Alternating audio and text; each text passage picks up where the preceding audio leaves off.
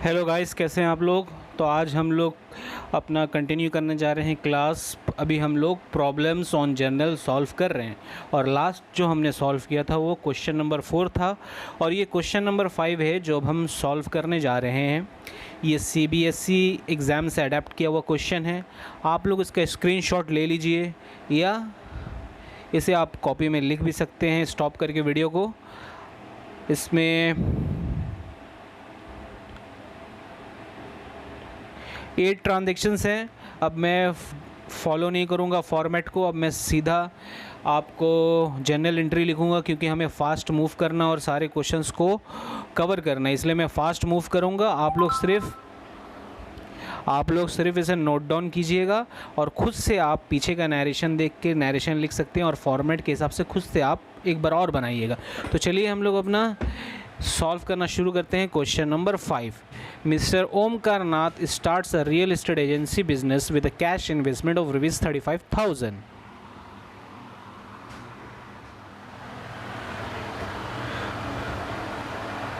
Question number 5, in the books of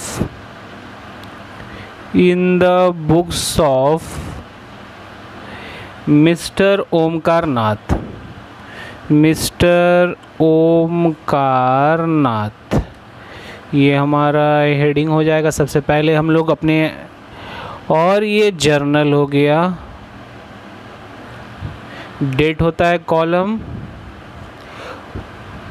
particulars journal folio,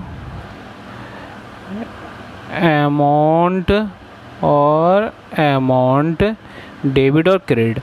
आप लोग मगर प्रॉपर फॉर्मेट ड्रॉ कीजिएगा, ठीक है। मैं तो ये सिर्फ ताकि हमारा जल्द से जल्द कवर हो जाए सारा कुछ, और YouTube पे इतना पॉसिबल नहीं है कि इतने सारे क्लासेस को अपलोड किया जाए, ज़्यादा लेंथी हो जाएगा। तो फिर भी मैं कोशिश कर रहा हूँ आपका पूरा सिलेबस कवर हो जाए। तो पहला हमारा ट्रांजेक्शन है सबसे पहला कि उन्होंने इन्वेस्टमेंट किया 35,000 cash investment for starting the business. तो सबसे नॉर्मल एंट्री है, आप लोग जानते हैं, cash account debit to capital account. तो मिस्टर ओमकार नाथ का बुक है तो हम लिख देते हैं mister Omkar Nath capital account. Okay, 35,000 debit, 35,000 credit. Narration आपका होमवर्क, ठीक है। चलिए दूसरा एंट्री हम लोग बढ़ते हैं। दूसरा एंट्री है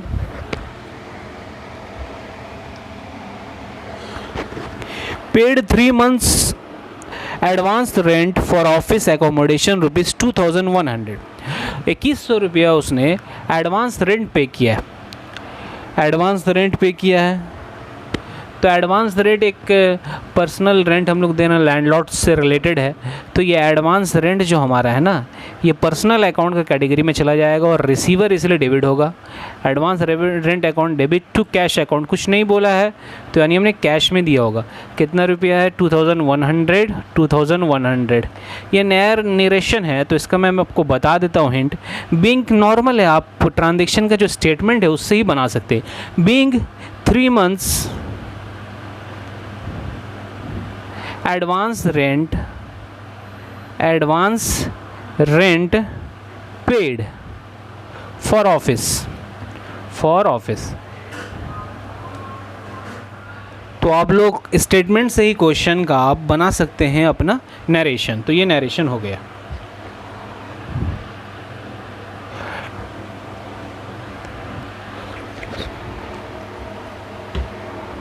नेक्स्ट हमारा है बॉट ऑफिस कार ₹21,000। तो कार हमने लिया ऑफिस के लिए, यानी हमने बिज़नेस के एसेट के लिए, बिज़नेस का एसेट है हमारा, तो कार हमारा एसेट है तो एसेट परचेज होने का जो एंट्री होता है वही होगा। कार अकाउंट डेबिट टू, कुछ नहीं बोला है तो हम कैश कंसिडर करेंगे, cash account 21,000 being car purchased for office। कुछ नरेशन में आपको हिंट दे रहा हूँ। कार हमारा रियल अकाउंट है क्योंकि वो एसेट है, रियल अकाउंट है क्योंकि वो एसेट है, और वो कम्स इन हो रहा है इसीलिए हमने उसे डेबिट किया। कैश हमारा रियल अकाउंट है क्योंकि वो एसेट है, रियल अकाउंट है, ठीक है, और वो गोज़ आउट हो रहा है, नॉर्मल फंड है। यहाँ पे एडवांस रेंट हमारा क्यों, हम एडवांस रेंट हमने है ना कंसिडर किया। एडवांस रेंट भी लिख सकते हैं इसको, और इसको प्रीपेड रेंट भी लिख सकते हैं, ये दो नाम हम लोग लिख सकते हैं, ठीक है। क्योंकि ये पर्सनल अकाउंट है, क्योंकि किसी पर्सन से रिलेटेड है, एडवांस हम दे रहे हैं तो उससे रिलेटेड है, उसका हमारा एक वो एसेट बन गया और उसका लाइबिलिटी बन गया कि हम उससे मांग सकते हैं कि अभी एडवांस हमने आपको दिया है। बिज़नेस में ऐसा कंसिडर किया जाता है कि हो सकता है अगले महीने हम उसे छोड़ देंगे तो वो हमारा लाइबिलिटी नहीं है, वो हमारा पैसा हो जाएगा जो उससे हमको लेना है। चलिए नेक्स्ट ट्रांजेक्शन की तरफ हम लोग बढ़ते हैं। परचेज ऑफिस फर्नीचर रुपीज़ 7000, बहुत ही ईजी ट्रांजेक्शन है। ऑफिस फर्नीचर परचेज किया है,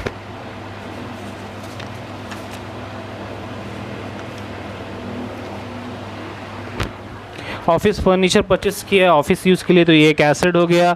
तो एंट्री क्या होगा, बहुत इजी है, furniture account debit to cash account, amount है 7000, नरेशन होगा, हिंट दे रहा हूँ मैं, being furniture purchased for office, बस इतना लिख देंगे आप लोग। नेक्स्ट ट्रांजेक्शन हमारा है bought office typewriter from a standard supply agency rupees 3000। Standard supply agency से हमने 3000 में टाइपराइटर परचेस किया है। तो यहाँ पे हमारा कैश के बारे में जिक्र बताया नहीं गया है, तो हम कंसिडर इस और नाम बता दी गया पार्टी का, तो हम कंसिडर करेंगे कि ये क्रेडिट सेल है। तो टाइपराइटर हमारा एक एसेट है बिजनेस का, तो typewriter account debit to standard supply agency, standard supply agency account.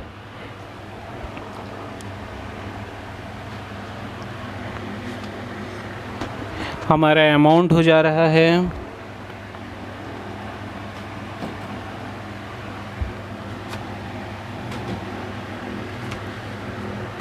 Amount हमारा दिया हुआ है 1000 रुपीज़, सॉरी 3000 रुपीज़। तो 3000 डेबिट साइड में हम लोग लिखेंगे और 3000 क्रेडिट साइड में लिखेंगे, ये हमारा हो गया। आप नरेशन में लिख सकते हैं बीइंग टाइपराइटर परचेस्ड, इतना भी लिखेंगे तो चलेगा। नेक्स्ट हमारा एंट्री है, नेक्स्ट जो हमारा एंट्री है, sold extra office furniture at cost to another for rupees 1000। 1000 रुपये में हमने सेल कर दिया ऑफिस फर्नीचर को at a cost to another, उसका कॉस्ट ही था 1000 रुपये, हमें कोई फ़ायदा नहीं हुआ, कोई नुकसान नहीं हुआ। The party paid rupees 600 in cash and accepted a bill eight 3 months for the balance. इस ट्रांजेक्शन को थोड़ा हम लोग ध्यान से देखेंगे। क्या बताया गया, sold extra office furniture at cost to another for rupees 1000। 1000 रुपये में हमने फर्नीचर को सोल्ड कर दिया, जो हमारा एक्स्ट्रा फर्नीचर था ऑफिस का, कॉस्ट पे। कोई भी फ़ायदा नहीं हुआ, 1000 का ही था, 1000 में सोल्ड कर दिया, कोई भी फ़ायदा नहीं हुआ, कोई भी नुकसान नहीं हुआ। तो प्रॉफिट एंड लॉस का बात अराइज नहीं होता यहाँ पर। The party paid 600 in cash, 600 में कैश दे दिया पार्टी ने, और बाकी 400 के लिए एक बिल एक्सेप्ट किया उसने, जो हमने ड्रॉ किया उसके ऊपर। अब यहाँ पे पार्टी का नाम नहीं दिया गया है, क्योंकि बिल जब हम ड्रॉ करेंगे तो पार्टी का नाम चाहिए उसमें।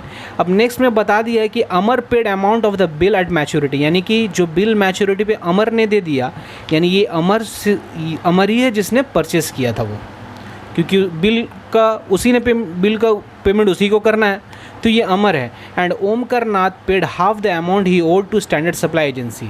और ओमकार नाथ ने जो टाइपराइटर खरीदा था, डी नंबर ट्रांजेक्शन में हम लोग देखेंगे 3000 का, उसमें से उसने आधा पैसा उसको दे दिया, पेड दे दिया। पेड बोला है तो इसका मतलब क्या है कि वो कैश पेमेंट किया है। तो इस एंट्री को बहुत ध्यान से देखेंगे। ई में हमारा एंट्री क्या होगा, कैश हमारा आ रहा है, कैश अकाउंट डेबिट 600 रुपया, और हम अमर को, बाकी बैलेंस अमर अकाउंट में चला जाएगा, क्योंकि अमर हमारा रिसीवर है और एक लाइबिलिटी क्रिएट हो रहा है, एक एसेट हमारा क्रिएट हो रहा है उसके नाम पे 400 टू फर्नीचर अकाउंट, क्योंकि फर्नीचर हमारा एसेट है जो जा रहा है बिजनेस से, तो 1000। तो ये हुआ सोल्ड एंट्री का। Being furniture sold at cost. ठीक है, ये हमारा हो गया being furniture sold at cost. अब देखिए बिल्स पेबल और उसका एंट्री हम लोग क्या करेंगे। तो ये हो गया कैश हमारा, क्योंकि कैश हमारा रियल अकाउंट है, ये कम्स इन हो रहा है। और अमर हमारा जो पर्सनल अकाउंट है, ये रिसीवर है फर्नीचर का, समझिए यहाँ पे कंसेप्ट को। और हमारा बिल्स पेबल जो हमने की, बिल्स ड्रॉ जो किया हमने, बिल्स रिसीवेबल हमारा होगा the bills receivable account debit 400 रुपया टू अमर अकाउंट, 400 रुपया। Being bills of exchange drawn on Amar for 3 months, 3 महीना का डेट होगा फॉर 3 मंथ्स। ठीक है, अब यहाँ पे डेट नहीं दिया हुआ है तो हम डेट नहीं लिख रहे, इसलिए क्वेश्चन में डेट नहीं दिया हुआ है। अब देखिए उसके बाद का एंट्री क्या होगा, एफ़ के बाद जी, ये सारा हमारा ई और ये ई का ही चल रहा है, ये दोनों ई का ही पार्ट था, ये पार्ट 1 था, ये पार्ट 2 था। अब एफ़ में जो आया है, एफ़ में आया है कि उसने, अब ये मैंने अलग अलग करके दिखाया, ये मैं एक ही एंट्री करके दिखा सकता था, क्योंकि देखिए अमर और अमर सेट ऑफ हो जाएगा। मगर आप इसमें भी मत जाइए, आप कन्फ्यूजन क्रिएट करें, आप इसी को याद रखिए। अभी आप इतना एडवांस लेवल में नहीं जाना है, आप बस नॉर्मल इसको याद रखिएगा। ये इंपॉर्टेंट एंट्री है, इसको मार्क कर लीजिए, इसको ध्यान में रखिए। इतना हार्ड ऐसे आपको पूछा नहीं जाएगा, फिर भी मैं करवा दे रहा हूँ ताकि टफेस्ट लेवल तक का आपको प्रैक्टिस हो। दूसरा है, अमर ने पे कर दिया बिल्स को, तो पे कर दिया तो कैश हमें मिलेगा, कैश अकाउंट अमर ही ने पे कर दिया, हमने डिस्काउंट नहीं करवाया। Cash account debit to bills receivable account, bills receivable हमारा रियलाइज़ हो गया। ठीक है, 400 रुपया being cash received against bills receivable. Okay, done. The next entry is G entry. Oh my goodness, चलिए हम लोग सम्स का अपना उस ट्रांजेक्शन एफ का अगला पार्ट करते हैं कि ओमकार नाथ जी ने स्टैंडर्ड सप्लाई एजेंसी को पैसा दे दिया जो उनका ड्यू था, ओड, जो वो ओ कर रहे थे।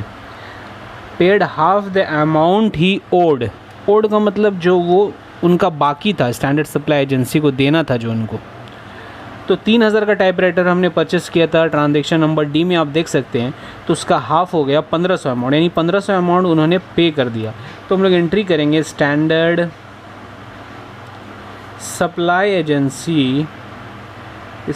Supply agency account debit to cash account, क्योंकि वर्ड पेड आया है, तो जब भी वर्ड पेड आएगा इसका मतलब कि कैश में दे दिया गया है। 1500 ये हमारा ट्रांजेक्शन हो गया। नेक्स्ट ट्रांजेक्शन की तरफ हम लोग चलेंगे, ट्रांजेक्शन नंबर जी। कलेक्टेड ₹6000 एज कमीशन, कलेक्टेड यानी इनको मिला है 6000 रुपये ओमकार नाथ जी को एज कमीशन। तो आंसर हो जाएगा कैश अकाउंट।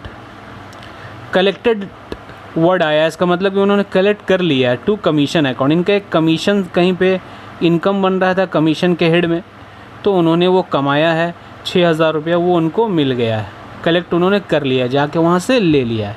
तो बीइंग कमीशन रिसीव्ड लिख सकते हैं आप लोग नरेशन में। नेक्स्ट ट्रांजेक्शन है, लास्ट ट्रांजेक्शन हमारा H, paid telephone bill amounting to ₹150। Telephone bill एक तरह का एक्सपेंसेस है, तो हम लोग लिख सकते हैं telephone account debit to cash account. Paid बोला इसलिए यानी कैश में पे कर दिया, 150 डेबिट साइड में 150। तो ये हमारा सम्स कंप्लीट हो गया। हम लोग डेबिट साइड और क्रेडिट साइड का अमाउंट इक्वल कर देंगे, आप लोग कैलकुलेट कर लीजिएगा, कैलकुलेटर में वही एक ही आएगा। ठीक है, ये सम्स हमारा कंप्लीट हो गया। अब यहाँ पे बोला था use the following heading in a tabular form and work out effect of the foregoing transaction on the equity of Omkar Nath. ये आपको नहीं करना है, ठीक है। तो ये सम्स हमारा हो गया। अब हम लोग नेक्स्ट सम्स की तरफ अपना बढ़ते हैं। अब हम लोग क्वेश्चन नंबर 6 सॉल्व करने जा रहे हैं। आप लोग इसका भी स्क्रीनशॉट ले लीजिए या आप स्टॉप करके इसे लिख सकते हैं। Show the effect of the following transactions on the accounting equation Manoj started business with. हम लोग इसको जर्नलाइज करेंगे। यहाँ अकाउंटिंग इक्वेशन पे इफेक्ट बोल रहा है, मगर हम लोग इसको जर्नलाइज करेंगे इस क्वेश्चन को। Manoj started business with rupees cash इतना, गुड्स इतना, बिल्डिंग इतना। He purchase goods for cash, he sold goods. तो इसका आप लोग स्क्रीनशॉट ले लीजिए इस क्वेश्चन का, ये आप स्टॉप करके लिख भी सकते हैं।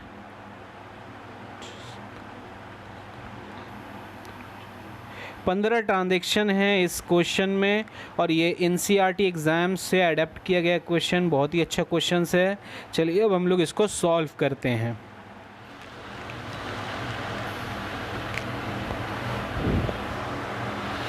चलिए हम लोग क्वेश्चन नंबर 6 सॉल्व करते हैं। Question number 6, question number 6 in the books of Manoj. Manoj के बुक में हम लोग रिकॉर्ड करने जा रहे हैं। तो in the books of Manoj, in the books of Manoj journal, आप लोग अपना कॉपी में ड्राइंग के फॉर्मेट को अच्छे से ड्राइंग कर लीजिएगा। ड्रॉ करके आपको एग्ज़ाम में याद रखना है कि हमेशा अच्छा से नीट और क्लीन फॉर्मेट ड्रॉ करके सम्स को सॉल्व करना है। आपके पास एग्ज़ाम में इतना टाइम होगा कि आप इजीली फॉर्मेट को ड्रॉ कर सकते हैं। और हमेशा ये कोशिश कीजिएगा कि आपका नीट और क्लीन हो, काटना ना पड़े बार बार। तो पहला ट्रांजेक्शन्स है कि उसने कैश, गुड्स और बिल्डिंग के साथ बिजनेस को शुरुआत किया है। कैश, गुड्स और बिल्डिंग के साथ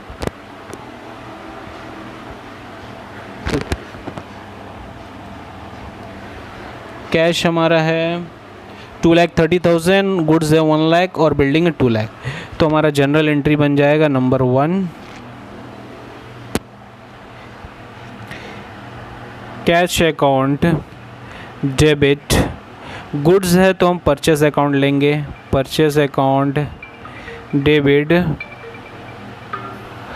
purchase account debit, building account debit, building account debit. Cash हमारा है 2,30,000, परचेज है 1 लाख और 2 लाख हमारा बिल्डिंग है। तो पहला हमारा एंट्री हो जाएगा cash account debit 2,13,000, purchase account debit. Stock के लिए जो गुड्स ला रहा है तो उसको हम परचेज अकाउंट में लिखेंगे। बिल्डिंग अकाउंट डेबिट 2 लाख रुपया to Manoj capital account, to Manoj capital account. Capital account ये 2 लाख, 3 लाख, 4 लाख, 5,30,000 रुपया। 5,30,000 रुपये की नरेशन आप लोग लिख लीजिएगा। दूसरे ट्रांजेक्शन्स की तरफ हम लोग बढ़ते हैं। दूसरा ट्रांजेक्शन हमारा है he purchase goods for cash. 50,000 का गुड्स कैश में परचेज किया है। तो purchase account debit to cash account 50,000, 50,000। Narration आपको लिखना है।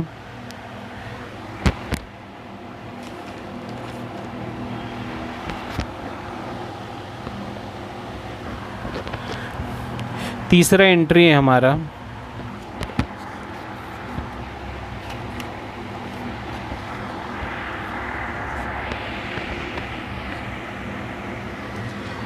20,000 का माल को 50,000 में सेल किया। गुड्स बोला है। देखिए जब भी गुड्स बोलेगा और एसेट्स बोलेगा तो दो अलग अलग तरह का एंट्री होगा। इससे पहले हम लोग ने एसेट्स में सेल किया, जब भी प्रॉफिट हो रहा था तो हम लोग क्या कर रहे थे, cash account debit to debit और profit and loss account debit. जो हमारा प्रॉफिट का अमाउंट हो रहा था या लॉस का अमाउंट हो रहा था तो डेबिट कर रहे थे, प्रॉफिट का अमाउंट हो रहा था तो क्रेडिट कर रहे थे, और एसेट्स अकाउंट।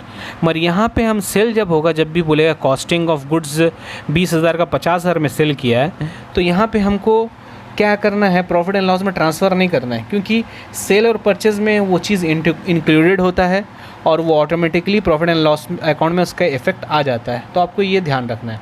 इसका एंट्री क्या होगा, 20,000 का माल 50,000 में बेचा है ना, तो गुड्स बोला है, तो नॉर्मली हम लिखेंगे कैश अकाउंट डेबिट, जितना मैं सेल कर रहा बस वही अमाउंट आएगा, टू सेल्स अकाउंट। गुड्स है तो सेल में चला गया। 50,000 कॉस्टिंग से हमें मतलब नहीं है, क्योंकि कॉस्टिंग जो है वो परचेज़ में इंक्लूडेड होता है जितना में हमने ख़रीदा है, और प्रॉफिट एंड लॉस अकाउंट में हम लोग टोटल सेल्स से टोटल परचेज़ को माइनस करते हैं, तो उससे हमारा प्रॉफिट आ जाता है। तो यहाँ फिर अलग से प्रॉफिट नहीं करना है, तो ये नरेशन हम लोग इसका लिख लेंगे। तो एंट्री क्या होगा, cash account debit to sales account. Now next entry हमारा है, नेक्स्ट एंट्री पे हम लोग चलेंगे। नेक्स्ट एंट्री हमारा है he purchase goods from Rahul. Rahul से परचेज किया है गुड्स को, he purchase goods from Rahul 55,000। ये कैश वाला जो सेल का एंट्री था ना वो 35,000 अमाउंट था, इसको आप लोग करेक्ट कर लीजिए, 35,000 अमाउंट है। और राहुल से परचेस किया गुड्स, तो एंट्री होगा purchase account debit to Rahul account, to Rahul account. Amount हमारा है 55,000, 55,000, 55,000। ये हमारा एंट्री हो गया, एंट्री नंबर 4। चलिए हम अपने नेक्स्ट ट्रांजैक्शन की तरफ चलते हैं। हमारा नेक्स्ट ट्रांजैक्शन है, he sold goods to Varun costing ₹52,000 to at 60,000, यानी 52,000 का माल को वरुण को बेचा है 60,000 रुपये में।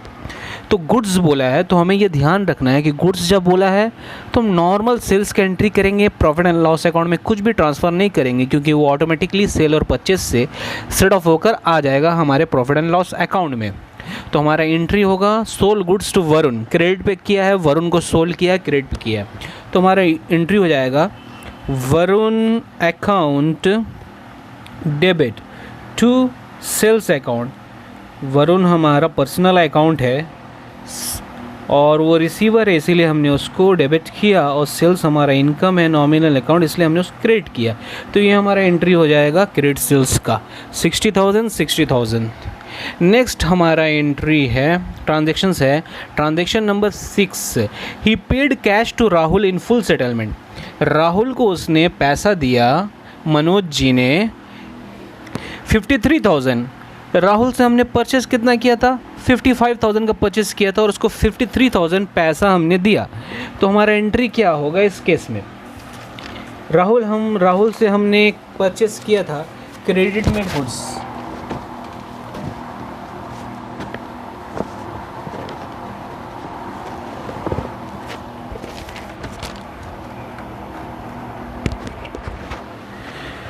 तो हमारा एंट्री बन जाएगा एंट्री नंबर 6।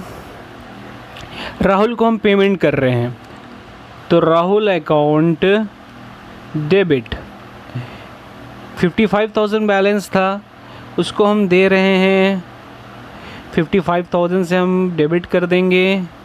और कितना दे रहे हैं कैश, हम उसे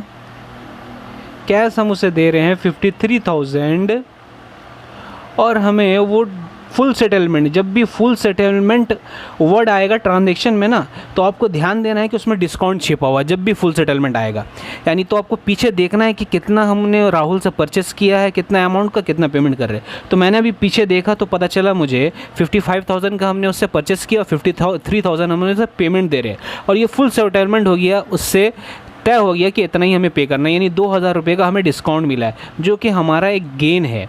तो क्या डिस्काउंट हमने रिसीव्ड किया है, इस केस में डिस्काउंट रिसीव्ड लिखेंगे इसको, और ये हमारा नॉमिनल अकाउंट होता है, और ये हमारा गेन है एक तरह का। हो गया एंट्री नंबर 7 पे हम लोग मूव करते हैं। एंट्री नंबर 7 हमें बताता है receive salary paid by him. Manoj ji ने सैलरी पे किया 20,000 रुपये का। बहुत ही इजी, पेड बोला है तो समझ जाएंगे हम लोग कि कैश में पे हुआ है। Salary account debit to cash account 20,000। 8 number हम लोग ट्रांजेक्शन्स में चलते हैं। तो 8 नंबर ट्रांजेक्शन्स हमें बता रहा है received cash from Varun in full settlement. देखिए यहाँ भी वर्ड फुल सेटलमेंट आया है, तो हमें वरुण का पिछला ट्रांजेक्शन सारा देखना पड़ेगा। तो वरुण को हम देखते हैं कि हमने सोल्ड किया है 60,000 का माल 5 नंबर ट्रांजेक्शन में, और यहाँ पे हमने उसे पे किया है 59,000, यानी हमें डिस्काउंट रिसीव्ड हुआ है। यहाँ पे हमें डिस्काउंट अलाउ करना पड़ा क्योंकि वो पेमेंट हमें दे रहा है, तो हमें 1,000 रुपये छोड़ना पड़ा उसे। हमने उसे दे दिया, हमारा कस्टमर है, हमें 1,000 रुपये उसके ऊपर छोड़ दिया। तो वरुण हमें पैसा दे रहा है, तो कैश हमारे बिजनेस में आ रहा है। कैश अकाउंट डेबिट 59,000, और यहाँ पे हम उसे डिस्काउंट दे रहे हैं, हमारा एक्सपेंस हो रहा है, तो discount allowed debit 1,000 rupees to Varun account 60,000। इसको आप समझ लीजिए पेमेंट मिलने का है। कैश हमारा एसेट है, रियल अकाउंट, क्योंकि ये कम सीन हो रहा है हमारा।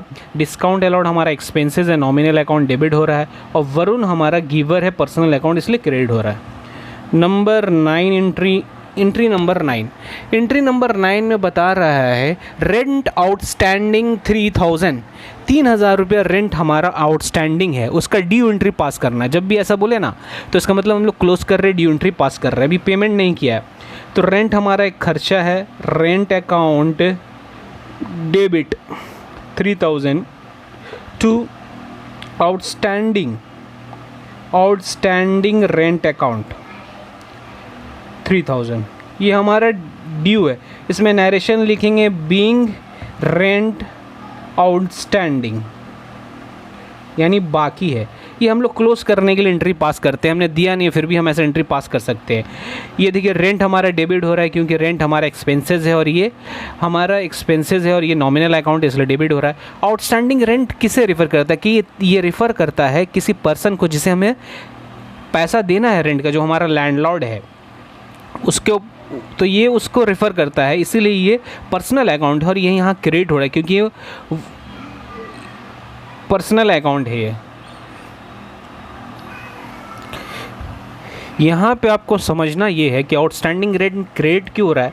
ये तो पर्सनल अकाउंट को रेफ़र कर रहा है, मगर ये चीज़ बैलेंस शीट में चला जाएगा। जैसे मान लीजिए हम क्लोजिंग करते हैं, तो ये हमें ये रेंट में अभी तक हमने दिया नहीं है, तो हमें ये एंट्री ड्यू एंट्री पास करना पड़ता है। तो जब भी क्वेश्चन में आपको दिया रहेगा रेट आउटस्टैंडिंग, तो आप ऐसे ही एंट्री करेंगे। ये चीज़ जो है ना, ये आउटस्टैंडिंग रेंट ये चला जाता है बैलेंस शीट में, और ये नेक्स्ट ईयर का ओपनिंग बैलेंस नेक्स्ट ईयर का बैलेंस शीट में ओपनिंग लाइबिलिटी साइड में ओपनिंग होगा, और जब हम इसे पे कर देते हैं तो उस वक्त ये राइट ऑफ हो जाता है बैलेंस शीट से। तो इसके हमको उधार ईयर के एंड में हमें दिखाना पड़ता है, किसी हमें पैसा नहीं दिया तो वो बैलेंस शीट में आता है, तो ये ड्यू एंट्री और बैलेंस शीट में पास होगा। तो जब भी आपको रेंट आउटस्टैंडिंग बोले आप इतना इसको कर दीजिए, और इसको ये समझ लीजिए पर्सनल अकाउंट को रेफ़र करता है, मगर यहाँ पे क्या है, ये गिवर नहीं है, ये दे कुछ नहीं रहा है, मगर ये एक लाइबिलिटी क्रिएट हो रहा है। ये लाइबिलिटी, और लाइबिलिटी का बैलेंस क्रेडिट होता है, और जब भी बढ़ता है तो ये लाइबिलिटी बढ़ा है हमारा 3,000 का, तो ये इसलिए क्रेडिट हुआ। यहाँ पे ये समझना पड़ेगा आपको। कहीं कहीं पर आपको मॉडर्न अप्रोच से चलना पड़ता है क्योंकि वहाँ पे प्रीवियस अप्रोच काम नहीं करता है, तो ये बात समझने की है। और आपका नेक्स्ट है प्रीपेड इंश्योरेंस 10 नंबर एंट्री है। 2,000 रुपये का हमने प्रीपेड इंश्योरेंस हमारा है, यानी इंश्योरेंस हमारा प्रीपेड हो गया। 2,000 का प्रीपेड इंश्योरेंस है, मतलब क्या, हमने इंश्योरेंस एडवांस में पे कर दिया, तो हमारा क्या हो जाएगा, prepaid insurance account debit to cash account 2,000 रुपया। नरेशन हम लोग लिख देंगे being insurance paid in advance, close करेंगे। प्रीपेड इंश्योरेंस रेफ़र करता है उस personal account, personal insurance company को, इसलिए वो डेबिट हुआ है क्योंकि रिसीवर है, कैश हमारा गोज आउट है, रियल अकाउंट इसलिए क्रेडिट हुआ है। और जब हम इंश्योरेंस का ड्यू एंट्री पास करेंगे, जिस मंथ्स में वो इंश्योरेंस ड्यू होता है ना, तो यहाँ सेट ऑफ हो जाएगा। वो जब कभी सम्स में आएगा तो मैं बताऊँगा आपको कैसे करना है। नेक्स्ट हमारा एंट्री है entry number 11, commission received by him. Commission उसने मनोज जी ने रिसीव्ड किया है 13,000 रुपये का। 11 नंबर एंट्री है हमारा कमीशन रिसीव्ड 13,000 रुपया। तो इजी है, cash account debit to commission account 13,000 रुपया 13,000 रुपया। कैश हमारा रियल अकाउंट है और ये कम सीन हो रहा है, एसेट है तो डेबिट हुआ है। कमीशन हमारा नॉमिनल अकाउंट क्योंकि एक तरह का गेन है और ये क्रेडिट हुआ है। चलिए अब हम लोग अपने नेक्स्ट एंट्री की तरफ चलते हैं, एंट्री नंबर 12। तो एंट्री नंबर 12 हमारा क्या बोलता है, transaction number 12, amount withdrawn by him for personal use 20,000 उसने बिज़नेस से इस्तेमाल लिया है पर्सनल यूज़ के लिए, अपने पर्सनल खर्चे के लिए विड्रॉ किया है। तो हमारा एंट्री क्या हो जाएगा, एंट्री नंबर 12 20,000 रुपया उसने विड्रॉ किया है। तो drawings account debit to cash account 20,000 रुपया। ड्राइंग्स अकाउंट मनोज जी को रेफ़र कर रहा है, वो पर्सनल अकाउंट है और वो रिसीवर है इसलिए डेबिट हुआ है। कैश गोज़ आउट है तो क्रेडिट हुआ है। 13 नंबर ट्रांजेक्शन हमारा है depreciation charged on building ₹10,000। Building पे डिप्रिसिएशन चार्ज किया गया है 10,000। तो इजी एंट्री है, depreciation account debit to building account. जो भी एसेट रहेगा उस पर हमने टू बिल्डिंग अकाउंट। नरेशन हम लोग लिखेंगे being depreciation charged on building, being depreciation charged on building 10,000 rupees 10,000 rupees. Depreciation हमारा एक्सपेंस है। क्या है, डिप्रिसिएशन हमारा एक्सपेंस है, इसीलिए वो हमारा नॉमिनल अकाउंट है और एक्सपेंस है इसलिए डेबिट हो रहा है। बिल्डिंग हमारा एसेट है यानी रियल अकाउंट है, वो उसका वैल्यू डिक्रीज़ हो रहा है, एसेट है और डिक्रीज़ हो रहा है उसका वैल्यू, इसीलिए हमने क्रेडिट किया उसको। चलिए अब हम लोग अपने नेक्स्ट एंट्री की तरफ बढ़ते हैं। हमारा एंट्री नंबर 14 जो बता रहा है हमें fresh capital invested 50,000। Manoj ji ने फ्रेश कैपिटल बिजनेस में इन्वेस्ट किया है जो कि है 40,000 रुपीज़ 50,000 रुपीज़।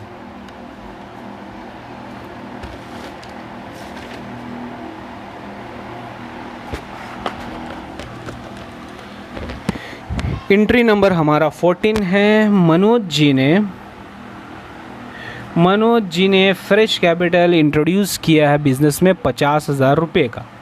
मनोज जी ने यानी और हमने कैपिटल इन्वेस्ट किया, तो नया कोई एंट्री नहीं होगा, सेम एंट्री होगा। क्या है, 50,000 रुपये कैश लाया ना, cash account debit to Manoj capital account 50,000 रुपया। नरेशन लिख दे सकते हैं, बीइंग फ्रेश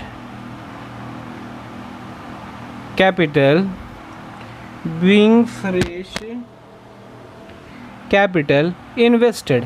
देखिए नरेशन आप लोग क्वेश्चन से ही बना सकते हैं। अब हमारा लास्ट एंट्री है purchase goods from Rahul on credit ₹10,000। तो परचेज अकाउंट डेबिट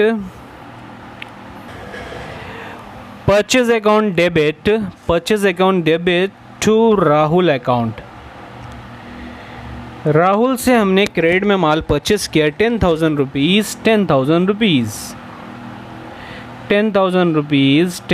रुपीज़।